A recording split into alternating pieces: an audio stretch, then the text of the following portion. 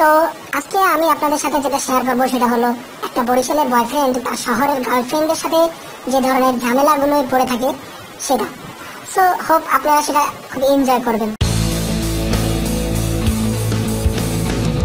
Hello, এই কুদ্দুস, কি করো তুমি?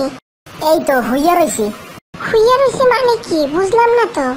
আরে মানে হইলো বিছনার উপরে সিটাইয়া রইছি।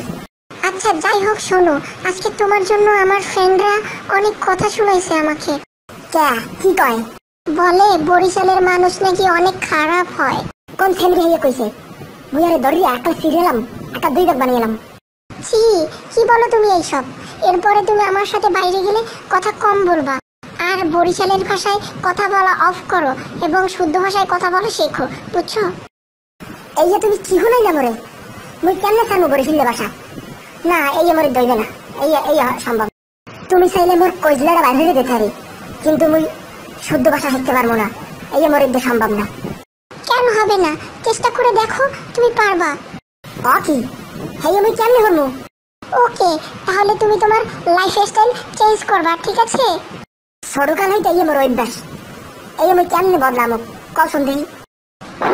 শোনো, তুমি এখন থেকে সকালে পানি দেওয়া ভাত খাবা না, আর মাথায় তেল দিবা না, বুঝছো? কি তোমার মাথায় যে গন্ডগোল হয়েছিল? হ্যাঁ, পান্তা ভাত না খাইলে পেট ঠান্ডা দিই কেমনে? আর মাথা যদি করু তেল না দিই তো মাথা চড়া চড়া হলে ফুটবে, মাথাটা ঠান্ডা ঠান্ডা হইবে না, বোঝো না? কিছুই যখন করতে পারবা না, তাহলে এভাবে তোমার সাথে আমার রিলেশনশিপটা কন্টিনিউ করা সম্ভব না। আমি তোমার সাথে আর রিলেশনশিপ মনে হয় কন্টিনিউ করতে পারবো না। মুই বরিশালে এইটা মোর গর্ব, বুঝলো?